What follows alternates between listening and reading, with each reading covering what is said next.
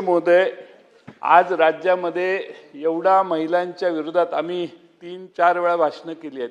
महिलांच्या विरोधी क्राईम वाढायला लागलाय, सायबर क्राईम प्रचंड वाढतोय, महिलांना सायबरवरून अतिशय टोकाच्या अश्लील अशा विधानं केली जातात.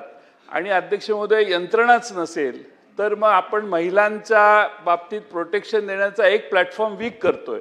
आणि म्हणून आपण आता निर्देश द्यायला हरकत नाही, मगाशी नाही दिले तरी. मन मोठं आहे का नाही याच्याशी माझा काही संबंध नाही. तुमचं मन किती मोठं आहे मलाच जवळून माहिती आहे, त्यामुळे मी त्याच्यावर मोठंच आहे, त्याबद्दल काय ऑब्जेक्शन नाही. आता मोठं विस्तारित मन करून तुम्ही मंत्री महोदयांना निर्देश द्या. तुमच्याबद्दल विस्तारित मन करण्यात मला अडचण नाही, सुधीर भाऊंबद्दल विचार करायला लागेल.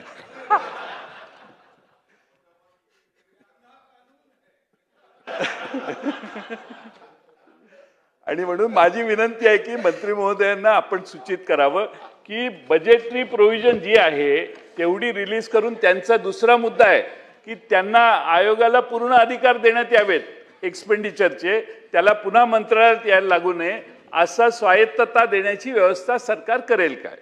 अध्यक्ष महोदय, आपला आउटले आहे आणि त्यांनाच अधिकार आहेत, खर्चाप्रमाणे ते मागणी करतात आणि त्याप्रमाणे आपण निधी वितरित करत असतो. अध्यक्ष महोदय, त्यांचं उत्तर होऊ दे ना, उत्तर तर होते.